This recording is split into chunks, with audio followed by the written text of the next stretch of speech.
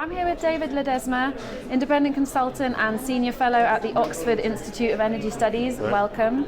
I just wanted to start off, David, by asking you, where do you see Asian spot prices going in 2017? 2017? Well, by definition, I don't see demand increasing hugely.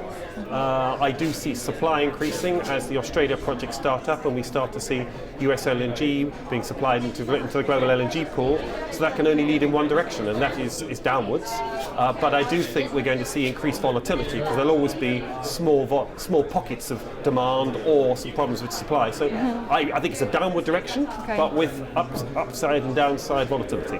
Okay, great. Well, not great, but interesting. But it is for traders. It is great for traders. Yes. You just spoke on a very interesting panel on LNG, and you mentioned that it does actually make more sense for new US LNG volumes to remain in the Atlantic basin. I'm keen to know when you think we could start to see more of those volumes coming over to Europe, which was originally what we expected, but you know, only about 2 or 3 of the first cargoes headed to Europe. The rest went to South America. So yeah, when do you think we could start to see Alex, the logic I was putting together was that trading in a oversupplied market, trading margins are tight, and therefore we're going to find great optimization as traders and aggregators and indeed end users and initial suppliers are seeking to maximize their margins. And so that means we're not going to find LNG shippings passing in the night, so the trade will finally optimize. And that is why they've been going to South America, because it's a shorter distance to go to South America than it is. I don't think we should see US Gulf LNG heading into Asia. I think it should stay in the Atlantic basin, and the system should be balanced with Middle East LNG into Asia. So to specifically answer your question, when will we see US LNG coming into Northwest Europe? When we see greater volumes starting up, and when it makes economic sense to do that, which by definition means 2017, 2018. Okay.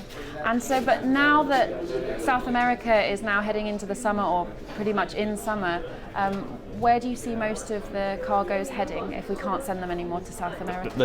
It'll go to the highest price alternative market. By definition, is going to be Europe. Okay. It doesn't necessarily have to be Northwest Europe. It could be Southern Europe as well. Right. And Southern Europe may pay a premium. If they don't, they'll head into Northwest Europe.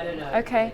A quick question about Egypt. Do you think that Egypt will remain a major LNG buyer despite these fairly new discovered gas resources? Well, the ENI and the government have been quite clear. My understanding is that the Zohr discovery will start being supplied into the market next year, 2017. But it also, my understanding is they're going to be going into the domestic market. So initially, domestic supply will go into that. That potentially will reduce LNG imports, and only then will we maybe start seeing, after the imports stop, exports starting up again from some of the 2 plants there. Okay, and also on Egypt, Egypt seems to have tried to delay some cargoes that it was going to take either for this year. Does that mean that Egypt has in fact over-ordered LNG? Has it overestimated its own LNG demand? I think my understanding on some of that is they could have overcommitted on that, but I also believe there may be some payment and finance issues which could have been delays there as well. But if they've contracted for it, they will take it because they would have entered into binding agreements for that purchase. Okay. Thank you, David. Alex, thank you. Time. Cheers. Okay.